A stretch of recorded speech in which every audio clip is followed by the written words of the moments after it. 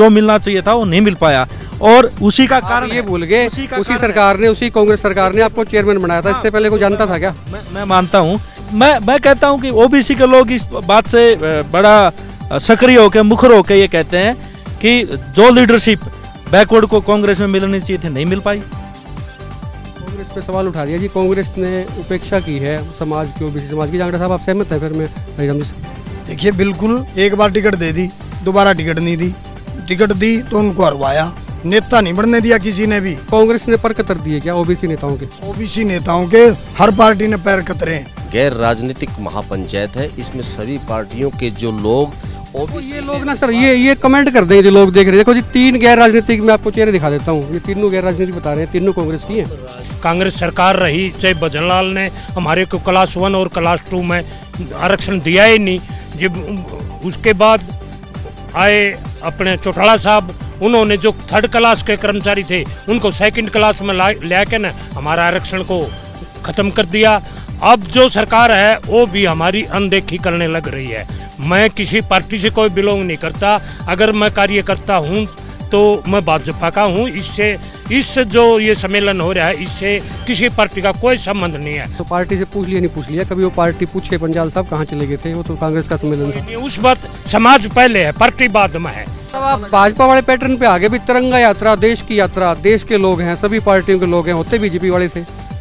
अब देखो, उनको डंडा लेके तो उन्हें कोई घुसण नहीं देता, कहीं किसी न किसी का तो सहारा लेंगे, हम किसी का सहारा नहीं ले रहे। आप देख रहे हैं एक मत पोस्ट। हमारी आपसे एक इल्तिजा है, आप YouTube पर जाएं और हमारा जो YouTube चैनल है एक मत पोस्ट, उसे सब्सक्राइब करें और साथ में जो छोटी सी घंटी बनी हुई है उसे दबाएं, ताकि एक मत पोस्ट पर जब भी कोई नया वीडियो आए आप तक तुरंत पहुंच जाए। नमस्कार, एक मत पोस्ट में आपका स्वागत है। मैं हूं सर्वेश कुकरा। महम में 29 अगस्त को एक कार्यक्रम हो रहा है जिसको पिछड़ा वर्ग का सम्मेलन बताया जा रहा है। मेरे साथ कुछ नेता हैं जो उस प्रोग्राम में भी शामिल होंगे। और आज थोड़ी देर पहले ही प्रेस कॉन्फ्रेंस थी, उसमें उन्होंने बताया भी है कि कौन कौन लोग वहाँ पहुँचेंगे, कौन कौन उनकी डिमांडें हैं, किस किस तरह से क्या होगा। तो मैं परिचय करवा देता हूँ। ये मेरे साथ योगी जी हैं, ये हुड्डा सरकार में चेयरमैन रहे हैं केस कला बोर्ड के। तेलूराम जांगड़ा हैं, ये हुड्डा सरकार में बैकवर्ड कमीशन के मेंबर रहे हैं। हरिराम सैनी 80 से पार्षद है लेकिन कांग्रेस में है। और रामनिवास पंचाल हैं, ये रिटायर्ड कर्मचारी हैं। तमाम नेता हैं, कांग्रेस से संबंधित विचारधारा रखते हैं, कांग्रेस के नेता भी हैं। तो जांगड़ा जी, सबसे पहले आपसे ही सवाल है, मैम में जो सम्मेलन हो रहा है तो इसको कांग्रेस का पिछड़ा सम्मेलन क्यों नहीं कह देते? देखिए सर्वेश जी, सबसे पहले तो आपके सभी दर्शकों का मेरा हाथ जोड़ के नमस्ते। मैं आपको बता देना चाहता हूँ, मैं एक संवैधानिक पद पे था हुड्डा सरकार में, मैं कांग्रेस में नहीं, हुड्डा सरकार में जरूर था। सर वो पद जब तक अच्छा लगता है, संवैधानिक की बात, वो शब्द संवैधानिक तब तक अच्छा लगता है जब वो उस पर होता है। उसके बाद तो आपने इलेक्शन भी लड़ लिया, अब भी आपकी तैयारी चल रही है, सारी चीज़ें हैं। तो पॉलिटिकल पार्टी से आपकी एफिलिएशन है? पूरा करूँगा मैं संवैधानिक पद पे था, 6 साल रहा, लेकिन उसके बाद मैंने कांग्रेस में रहा, कांग्रेस में हूँ, अब भी कांग्रेस में ही हूँ। लेकिन फिलहाल ये जो प्रोग्राम है ये गैर राजनीतिक है, बिल्कुल गैर राजनीतिक। कोई भी राजनीतिक, चाहे मैं भी हुआ, स्टेज से मैं भाषण नहीं दूंगा, वहाँ पे ना भाषण दे सकते। लोगों का जो हमारी पंचायत है, ये कोई सम्मेलन नहीं है, कोई रैली नहीं है, ये है हमारी ओबीसी की पंचायत। उसमें बीजेपी के लोग भी आएंगे, जे के। मुझे एक नाम बता दो बीजेपी के किसी भी नेता का, आपके समकक्ष कोई नेता हो जो इस सम्मेलन में आएगा, उसके लिए कन्विंसिंग कर रहे हो। बस अभी बताता हूँ, हनुमान प्रजापति हैं जो हमारे बीजेपी के नेता हैं, वो वहाँ आ रहे हैं, गाड़ियों के काफिले के साथ आएंगे। दूसरा, हमने बीजेपी के 1-2 और नेताओं को भी बोल रखा है, वो भी नीचे डरते नहीं आ रहे, क्यों सरकार है कुछ काम निकल जाए, इसके डर से नहीं आ रहे। हम कांग्रेस में थे, कांग्रेस में हमने गैर राजनीति पहले भी किया था। डरते हुए सर इसलिए नहीं आ रहे, उनको ये पता है कि कांग्रेस का सम्मेलन हो रहा है, कांग्रेस की पंचायत है, इसमें चलेगी तो बीजेपी सवाल कर लेगी आपसे। नहीं, बिल्कुल नहीं, ये तो वहम है उनको। और दूसरा मैं बताता हूँ, जेजेपी के आ रहे हैं, रामचंद्र जांगड़ा जी हैं उचाना वाले, वो आ रहे हैं। दूसरा, 2 और नेता हैं जो जेजेपी के हैं, वो भी आ रहे हैं। मुख्तार नाई जो इनेलो में हैं, वो वहाँ पहुँच रहे हैं अपना पूरा काफिले के साथ। और दूसरे बहुत लोग हैं, जो जस्सू सैन हैं, वो बीजेपी से हैं, बीजेपी मैम के नेता हैं, वो उसमें सक्रिय हैं। एक जोगी समाज से हैं, वो भी। समाज तो सारे आ रहे हैं, समाज की मैं बात नहीं कर रहा। समाज तो आपके ओबीसी में जितने भी हैं उन सबको इनवाइट कर रखा है, लेकिन बात ये थी आपके जितने भी होर्डिंग लगे हुए हैं, कांग्रेस के अलावा एक किसी दूसरे नेता का उसको फोटो नहीं है। नहीं, देखो हम यहाँ के लोकल हैं, हमने लोकल है तो हमारे यहाँ आपको वही नज़र आएंगे, क्योंकि हम कांग्रेस में हैं। आपको पता है बाहर जो लगे हुए हैं वो बगैर कांग्रेस के भी लगे हुए हैं। दिक्कत ये है कि अगर आप ये कह देते भी कांग्रेस के ओबीसी मोर्चा का सम्मेलन है या कांग्रेस के ही ओबीसी हैं, तो फिर वो बीजेपी वाली बन जाती। बीजेपी ने तिरंगा का सहारा लिया, यात्रा निकाल दिया। आप लोग कह रहे थे बीजेपी अपनी पार्टी पे झंडा निकाल के दिखा दो, यात्रा निकाल के दिखा दो। तो वही है, अगर ये लोग बोल देते कि हम कांग्रेस का सम्मेलन है तो फिर वो भीड़ जो है लिमिटेड हो जाती। बिल्कुल भी नहीं, ये महापंचायत होने लेने दो, उसके बाद कांग्रेस का करके दिखाएंगे, फिर आपको पता चल जाएगा। उसका कांग्रेस का करके दिखा देंगे, लेकिन ये गैर राजनीतिक है।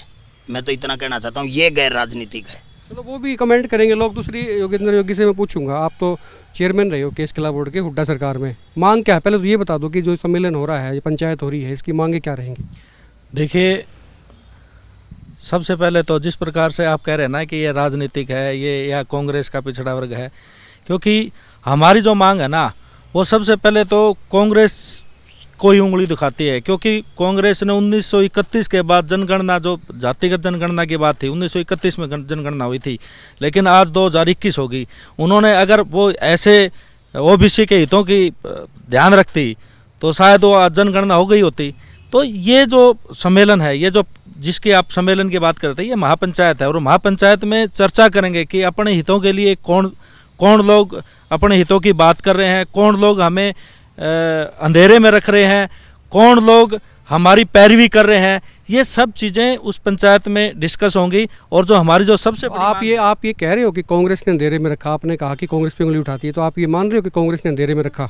देखिए, जिस प्रकार की जनगणना की बात है, 2011 में उन्होंने कहा कि हम जनगणना के आंकड़े, सवाल था भाई, हाँ कितना है? मैं कहता हूं कि ओबीसी के लोग इस बात से बड़ा सक्रिय होकर, मुखर होकर ये कहते हैं कि जो लीडरशिप बैकवर्ड को कांग्रेस में मिलनी चाहिए थी, नहीं मिल पाई।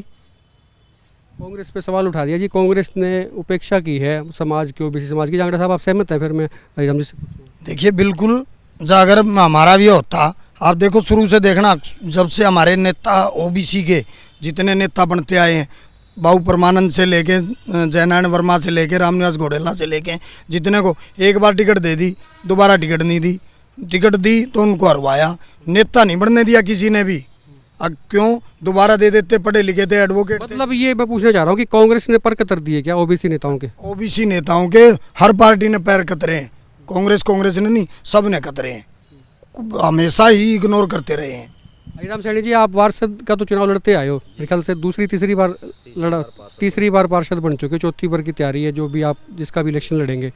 तो आपको क्या लगता है कि कांग्रेस ने कितना साथ दिया, या अब कांग्रेस से कितनी उम्मीद हो जाएंगी आपकी मैम वाले इस अधिवेशन के बाद में, महापंचायत, पंचायत सम्मेलन, जो भी नाम दें इसको? देखो सर्वेश जी, महम ओबीसी पंचायत का और इसका कोई रिलेशन नहीं है। ये एक गैर राजनीतिक महापंचायत है। इसमें सभी पार्टियों के जो लोग ओबीसी, ये लोग ना सर, ये कमेंट कर देंगे जो लोग देख रहे हैं। देखो जी, 3 गैर राजनीतिक, मैं आपको चेहरे दिखा देता हूँ, ये तीनों गैर राजनीतिक बता रहे हैं, तीनों कांग्रेस की हैं। हम राजनीति कर रहे हैं, हम राजनीतिक लोग हैं, लेकिन हम आपको ये बात बता चुके हैं कि हम स्टेज पर नहीं बैठेंगे। हम अपने हकों की लड़ाई के लिए नीचे दरी पे बैठेंगे। सर, स्टेज पे नहीं बैठने से क्या राजनीतिक व्यक्ति है राजनीतिक हो जाएगा?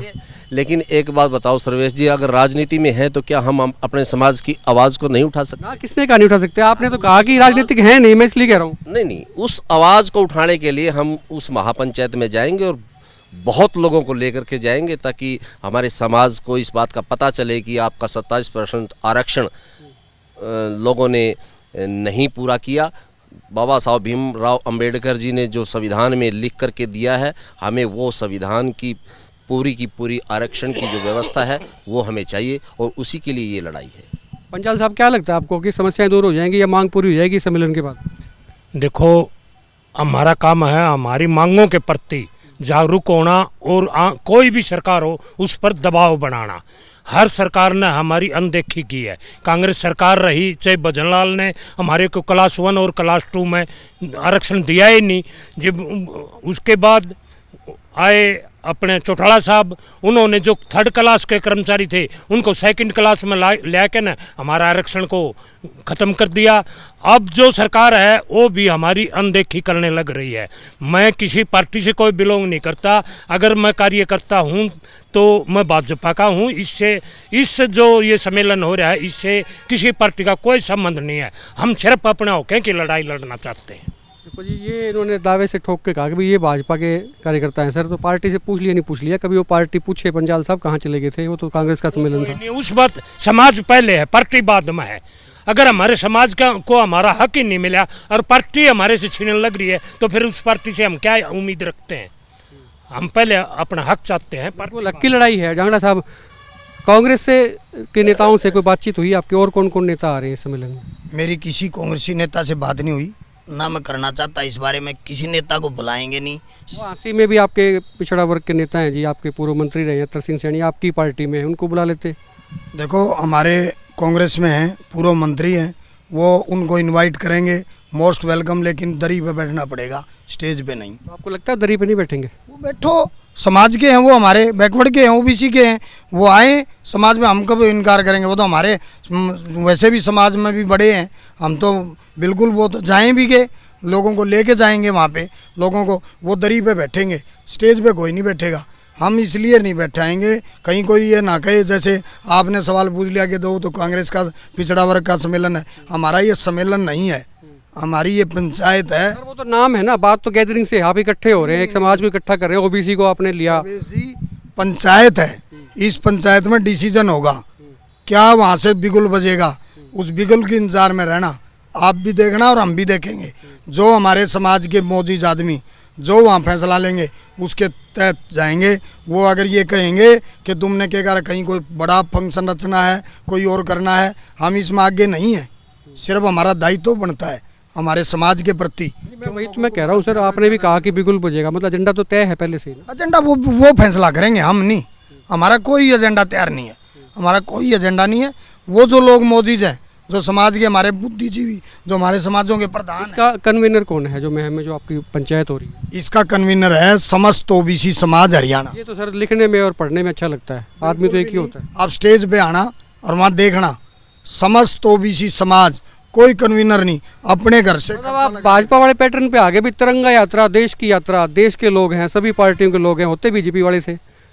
अब देखो, उनको डंडा लेके तो उन्हें कोई घुसण नहीं देता, कहीं किसी न किसी का तो सहारा लेंगे। हम किसी का सहारा नहीं ले रहे। जिस दिन कांग्रेस का पिछड़ा वर्ग का सम्मेलन करेंगे, ठोक बजा के करेंगे, लेकिन ये गैर राजनीतिक है, इसमें गैर राजनीतिक रखेंगे। आप कुछ कह रहे थे?